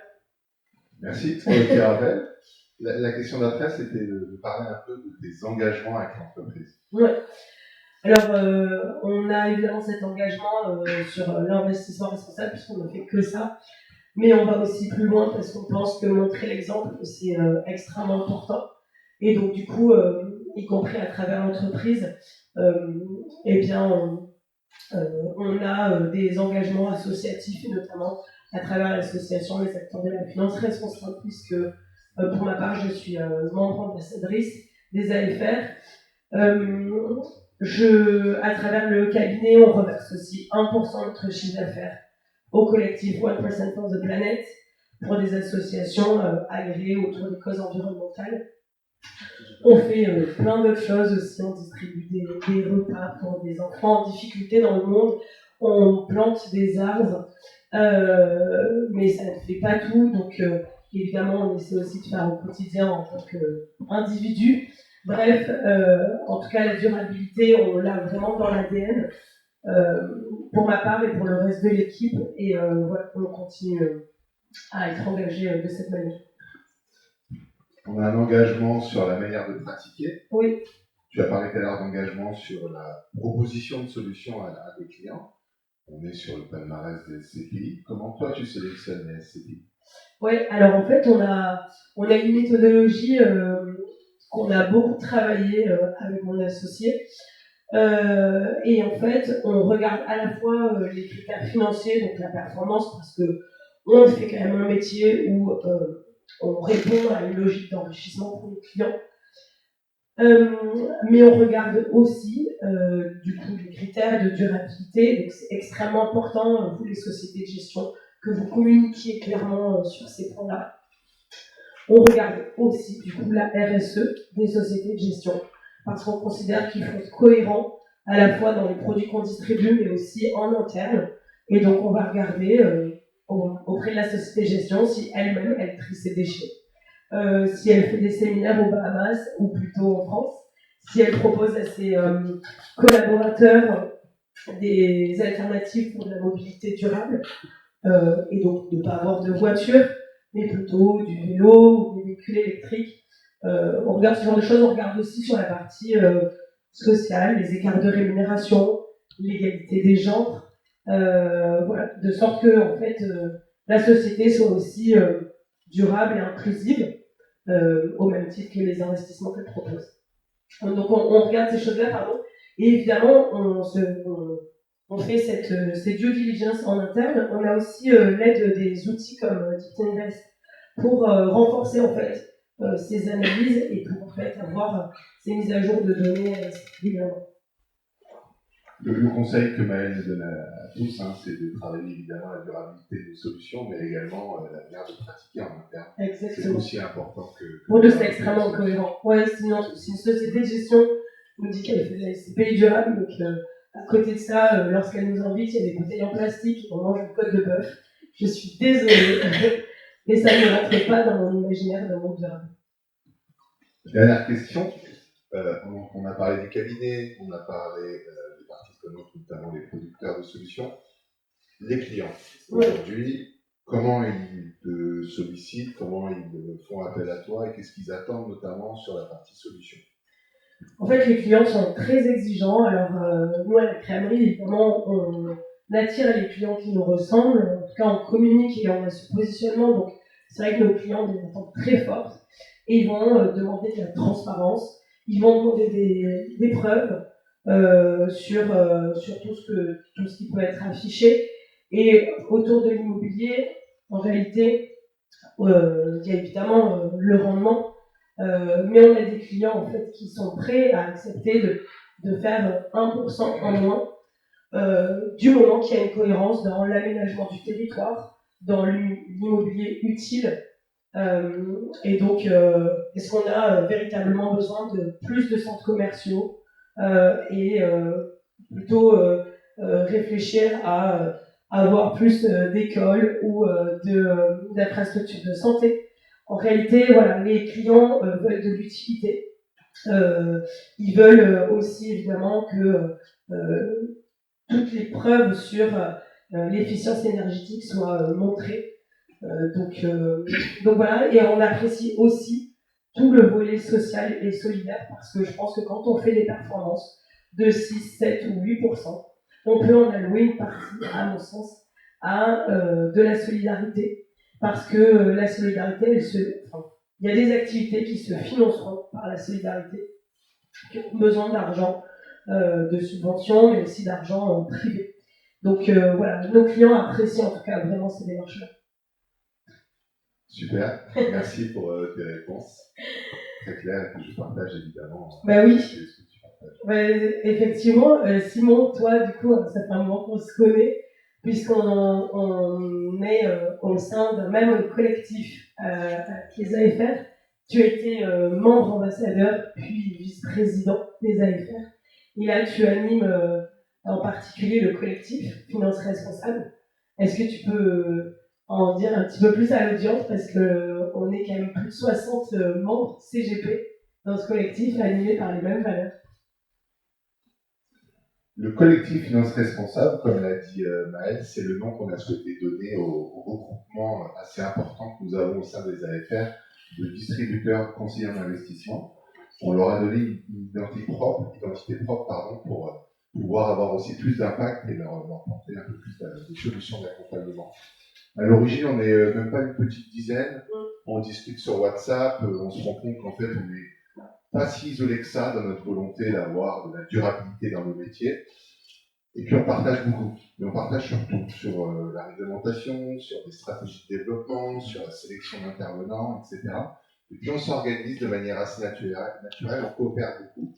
Et puis, on devient, alors tu as dit 60, c'est même 70. Voilà, 70. Et on a une augmentation du nombre de candidatures, si on peut appeler ça comme ça, qui fait qu'aujourd'hui, on a décidé de s'appeler Collectif Finance Responsable. Donc, le collectif est là pour apporter des solutions aux différents CGP et family office. La nouveauté aussi de ces dernières années, c'est qu'on a de plus en plus de family office qui nous rejoignent, qui sont un peu isolés aujourd'hui par rapport à la complexité qui est la leur, notamment sur comment je peux devenir un acteur plus engagé, un acteur sociétal, un acteur durable. Et comment est-ce que tu peux nous dire comment ça s'organise concrètement en réalité, ces 70 membres? Moi, je sais évidemment comment on fonctionne, mais est-ce que tu peux nous dire un peu plus en détail, voilà, les échanges qu'on peut avoir, les réunions? Il y a une réunion par mois qui n'est pas obligatoire, et cette réunion, en fait, est l'occasion de présenter un intervenant qui va proposer une solution, évidemment en lien avec nos engagements, c'est-à-dire des solutions qui ont une portée au niveau des ODD, des objectifs de développement durable, et puis aussi des intervenants, comme l'a rappelé Maëlle, qui, au-delà du produit qu'ils fabriquent, ont des engagements forts en interne. Volontairement, c'est un intervenant par réunion, il se présente, on pose des questions, et puis après, l'idée, c'est qu'on tous on échange les uns les autres pour savoir est-ce qu'on a déjà bossé avec cet intervenant, est-ce qu'on est satisfait de son accompagnement, etc. Ça, c'est, on va dire, la réunion qui est figée le premier mardi du mois. Mais à côté de ça, vous avez des groupes de discussion, puis vous avez des groupes de travail qui se font, parce que quelqu'un va lancer une idée, puis un autre va dire, mais ça c'est génial, j'ai besoin de ça, moi aussi j'ai besoin de ça. Et c'est un peu la force du réseau des AFR dans sa globalité, c'est que vous avez des experts du monde de la finance sur à peu près toutes les thématiques de la finance qui viennent comme ça, au fur et à mesure des besoins, créer des groupes de travail pour avancer sur des sujets.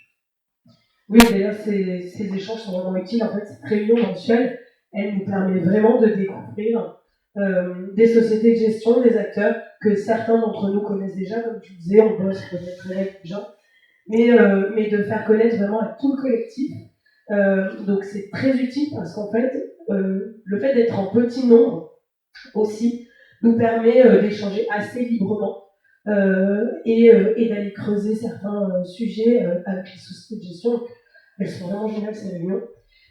Est-ce qu'en 2025, justement sur la sélection des intervenants, est-ce que il y a une volonté, comment dire, d'avoir des critères de sélection sur ces intervenants, ou est-ce qu'on se laissera toujours porter par les envies de chaque membre et le fait que certains puissent faire la demande? L'objectif du collectif, c'est que c'est un collectif qui appartient à ses adhérents. Donc tout le monde prend des décisions de manière collégiale, et on se laisse aussi la possibilité de découvrir des acteurs qui n'ont pas forcément l'air durables au démarrage. Après, c'est certain que si vous intervenez sur un collectif de CGP Family Office durable, sans solution durable, sans pratique durable en interne, vous vous exposez à une demi-heure très compliquée pour vous dans la journée, parce qu'on a quand même des adhérents qui font de la durabilité depuis de nombreuses années, et donc ils sont assez aguerris sur le sujet. Et alors pour 2025, les attentes, à ton avis, des CGP Family Office à travers ce collectif, déjà des échanges qu'on a pu avoir sur 2024 et puis ce qui se profile sur 2025, qu'est-ce que tu en retires? On terminera d'ailleurs avec cette question, et merci évidemment de pouvoir la poser. Aujourd'hui, on a au niveau du métier des CGP Family Office qui rejoignent le collectif une attente pour certains de faire partie de quelque chose qui les dépasse et qui vont pouvoir co-construire quelque chose qui va changer fondamentalement le monde de la finance, parce que l'objectif c'est de faire de la finance responsable une norme. Tu fais partie de ces personnes-là aujourd'hui. Puis il y a aussi, et de plus en plus, de CGP Family Office qui ont bien compris qu'il fallait changer quelque chose, mais qui ne savent pas par où commencer. Et donc qui nous rejoignent pour monter en compétences, pour justement avoir des pratiques à mettre en place et se rendre compte qu'au final, c'est pas si compliqué que ça. Au niveau des clients, des CGP Family Office, c'est vrai que comme on a fait un groupe assez conséquent, on est capable aujourd'hui de vous partager quelles sont les attentes des clients des CGP Family Office. On a, comme tu l'as dit, de plus en plus de clients qui sont dans l'attente d'avoir des choses qui leur ressemblent. Mais les CGP, il faut bien que vous compreniez, CGP Family Office, ce conseiller en investissement, ils ont une difficulté aujourd'hui, c'est qu'ils doivent être capables d'anticiper l'avenir. Par nature, le monde dans lequel on est aujourd'hui est difficilement lisible, surtout si on garde les lunettes qu'on a depuis 30-40 ans. Et on s'est rendu compte que quand on enlève ces lunettes et qu'on regarde plutôt de manière durable, en fait, c'est ultra lisible. La durabilité, c'est une boussole stratégique évidente, et l'utilité sociale et environnementale des entreprises, c'est un indicateur indispensable dans la sélection aujourd'hui pour nos clients et nos CGP et nos family office. Donc ça va répondre évidemment à cette attente. Et pour terminer, je dirais, vis-à-vis des fournisseurs, on attend des fournisseurs de la transparence et de la sincérité dans les démarches, dans vos démarches, j'en profite de tout ça aussi également. Évitez-nous les déceptions sur les belles solutions et puis derrière, encore une fois en interne, aucun engagement sérieux. Merci. Merci beaucoup. Merci à tous les deux. Merci de partager l'expérience. C'est intéressant parce qu'en fait, ça vient nourrir aussi la réflexion probablement d'un certain nombre de gérants dans la salle. Et donc, il y a cette dimension qui est à prendre en compte. Et on regardera de près dans les AFR. Mais voilà, la solution et le groupement dédié à la durabilité, c'est une très bonne nouvelle. On va passer au dernier podium. Alors, on a fait voter tous nos CGP, clients et pas clients, les CGP du réseau AFR, et on fait un podium, comme chaque année, sur les SCPI qui sont élus. Donc, en fait, pour être dans cette liste de SCPI, il faut avoir au moins 50% à notre équilibre durable. C'est le seul critère qu'on va poser.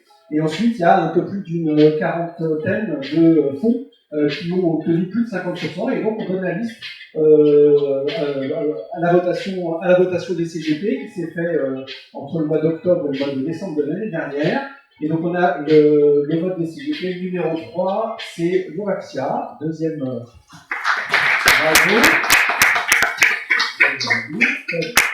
On a déjà eu un aperçu, mais je crois que ce prix-là, il a une saveur particulière chez Novaxia. Oui, tout à fait. Bah, déjà, merci aux cabinets qui sont représentés dans la salle et merci à tous les CGP parce que c'est vrai que c'est une reconnaissance du marché d'avoir ce prix. Et c'est vrai que aussi, alors nous, au niveau de notre CPI Innovation, nous sommes labellisés ISR et nous avons été renouvelés fin d'année 2023. Nous sommes aussi article 9 au sens CCBR. Donc c'est vrai que l'article 9, c'est encore un peu barbare pour chacun. Et donc, on est entreprise à mission, et notre mission, c'est donner à chacun les moyens de transformer durablement la ville. Et avec notamment Victor, qui est venu chercher le prix tout à l'heure, qui travaille sur la partie développement durable, on accompagne les CGP avec notamment les chambres des assureurs en donnant et apportant des formations sur l'immobilier et la finance durable et en démocratisant et en donnant des exemples sur tout ce qu'on peut faire pour améliorer la qualité extra-financière. Donc effectivement, on a parlé du financier, mais je pense que dans les années à venir, en tout cas, je suis intimement convaincue, l'extra-financier va prendre une place encore plus importante. Donc merci à tous. Merci Jérémy. Numéro 2. Oui, tu m'as encore. Bien, je vous ai dit l'essentiel, mais je crois que celui-là il est quand même intéressant à ce que vous commentiez parce que Caneos, pour avoir été dans les années de Patrimonia, on a Jérémy Rousseau, qui est le fondateur de Caneos, on se connaît depuis un moment et au début c'était quand même assez confidentiel et puis tout le monde posait des questions. La dernière fois que j'étais sur Patrimonia, il y avait une CGP qui était en train de parler avec Jérémy qui disait c'est génial Caneos. Alors les CGP de Caneos, comment ça fonctionne? Elle est là, la question. Hein. Oui. Bonne question, mais en tout cas, c'est effectivement ce prix, il a une saveur particulière, puisque c'est d'abord, on est très heureux d'avoir été identifié par les acteurs et par les CGP comme les SCPI durables, d'autant plus qu'on n'a aucun label chez Caneos. Et donc, c'est vraiment parce que les CGP ont fait le travail de recherche, aussi grâce à vous, en profondeur d'avoir identifié Caneos comme vecteur responsable et durable. Ok, très bien. Merci beaucoup. Et puis, les premiers sur le podium. Hiroko. Alors, c'est une exercice différent. On a déjà parlé de pas mal de choses, mais ce prix-là, pareil, est-ce qu'il a une saveur un peu particulière par rapport à la démarche d'Hiroko? Oui, complètement, ça vient récompenser tout le travail des équipes, donc merci beaucoup aux partenaires au CGP qui ont voté pour nous. J'en ai pas parlé tout à l'heure, mais aussi on met l'accent chez Hiroko sur la pédagogie, la transparence. On sait vraiment, l'ESG, la durabilité c'est très compliqué, avec des notions très techniques, et nous on essaye de rendre accessible à tous, de faire comprendre à nos épargnants et à nos partenaires quels sont les enjeux, pourquoi on fait les choses, et on est super d'avoir fait. Merci beaucoup. Merci à toi. Je crois qu'on a fait le tour. On va last but not least, comme disent nos amis anglais. On a décidé de faire un pas de côté. Viens, Vincent. On a décidé de faire un pas de côté dans cet événement parce qu'on a parlé beaucoup d'immobilier. On a parlé aussi d'immobilier construit, à reconstruire, déconstruire, à rénover. Et puis il y a une partie d'immobilier qui est un peu particulière en France, mais qui est, alors là, au niveau durabilité, je pense qu'on est au top de ce qui se fait. C'est tout ce qui va être les propriétaires foncières rurales. Alors on a aujourd'hui Ross Sancros qui est avec nous, qui est donc le directeur général, c'est ça, hein, voilà. Directeur général de FEV. C'est quoi FEV? Alors FEV, c'est une foncière agricole, donc qui finance du foncier agricole, des terres agricoles et un peu de bâtiments, pour permettre l'installation de jeunes sur des projets en agroécologie. Donc concrètement, la foncière elle va acheter des fermes qui ensuite sont louées avec une option d'achat à des agriculteurs qui cherchent à s'installer sur des projets ambitieux d'un point de vue agroécologique. Et donc cette foncière est financée par des particuliers et par quelques investisseurs institutionnels qui, grâce à cette foncière, ont l'occasion de pouvoir investir dans un actif qui est assez difficile à appréhender tout seul. Et avec un fort impact social et environnemental, parce que les projets qu'on va accompagner, au-delà de la capacité qu'on donne à des gens, à des jeunes de pouvoir s'installer, parce que c'est assez compliqué de s'installer en agriculture, on en parler juste après, ça permet aussi de financer des projets qui sont très ambitieux d'un point de vue agroécologique, parce que tous les projets qu'on finance sont conformes à une charte agroécologique voilà, qui définit un petit peu les conditions dans lesquelles les exploitations doivent être menées. Vous achetez pas le gros céréalier, enfin, vous n'achetez pas la terre du gros céréalier, ça va être plutôt, c'est ce qu'on discutait quand on a préparé cet entretien.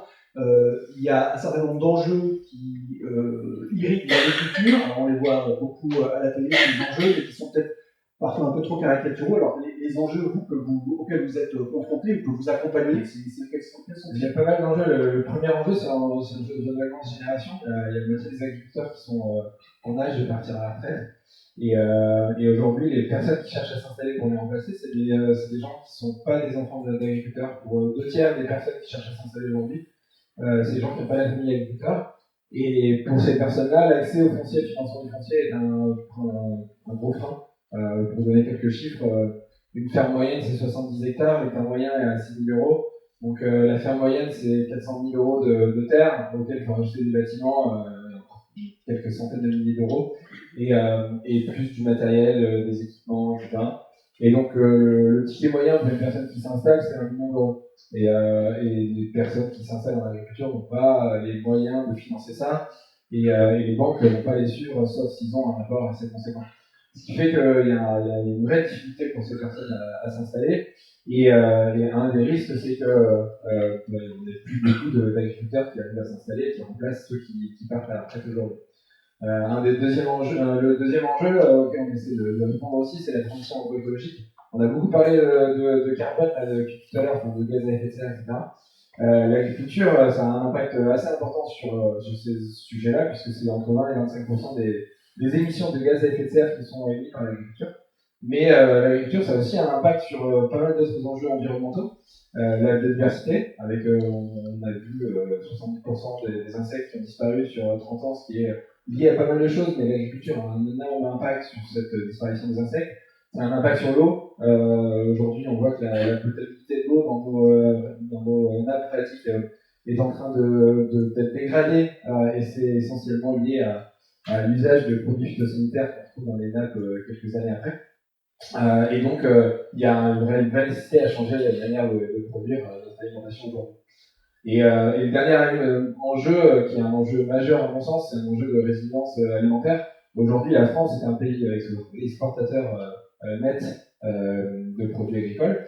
Mais quand on regarde un peu plus précisément, il y a pas mal de productions sur lesquelles on est clairement déficitaire.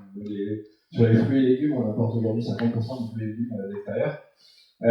Et aujourd'hui, toute notre production dépend d'engrais qui sont des dérivés de gaz et de pétrole, c'est presque 40% de l'énergie primaire utilisée dans l'agriculture, c'est dérivés de gaz et de pétrole, qui permettent de produire aujourd'hui, et c'est des ressources qui vont petit à petit être plus difficiles à sourcer, dont on doit et dont on peut se passer. Et ça nécessite des changements de pratiques qui sont assez importants. Et que vous impliquez, parce que c'est ça le dernier élément, c'est vous êtes une foncière agricole. A priori, on approche ça, on dit c'est l'investissement durable ultime. Enfin, a priori, il n'y a pas de contraintes directement liées à l'existence de ces propriétés. Et pour autant, il y a un carcan administratif qui est quand même assez substantiel. Et vous aidez aussi est-ce que vous contribuez à faciliter cette transition-là, ou du moins à figer en fait l'espace rural pour qu'il ne parte pas je ne sais pas où, alors même si l'espace rural ne peut pas partir, mais il peut être acheté par des propriétaires extérieurs, et on a intérêt à ce que ça reste quand même local. Ouais, on a intérêt, c'est vrai qu'on a entendu parler pas mal de fois de terres agricoles qui ont été achetées par des Chinois récemment, ou des Américains, et il y a quand même, je pense, ça me semble important que les terres agricoles continuent à être la propriété des agriculteurs et éventuellement d'investisseurs tiers, mais qui restent en France. Aujourd'hui, il y a une régulation qui est assez forte, qui est menée par les SAFER, qui sont des sociétés à but non lucratif, qui ont une mission qui leur est donnée par l'État, qui permet de protéger un petit peu ce foncier. Mais derrière, il y a un besoin, malgré tout, comme je l'ai expliqué, de pouvoir financer ce foncier et porter ce foncier pour permettre ces installations et permettre au renouvellement de ces agriculteurs de se faire. Et ça, la SAFER ne peut pas le mener tout seul. Donc il y a besoin d'acteurs comme nous pour pouvoir agir sur ces sujets. Merci beaucoup. On a fini. Merci beaucoup Vincent. Merci à tous les intervenants. Merci de vous être déplacés ce matin. Je vous rendez-vous l'année prochaine. Je profite pour vous expliquer que les questionnaires de durabilité, quand ils restent, vont commencer à être envoyés autour du mois de mars. Voilà, donc préparez-vous à avoir ces questionnaires bientôt avec des petits envois dans vos boîtes. Voilà. Il y a les cafés qui nous attendent si vous voulez rester un petit peu. Et sinon, merci beaucoup pour votre déplacement. À l'année prochaine.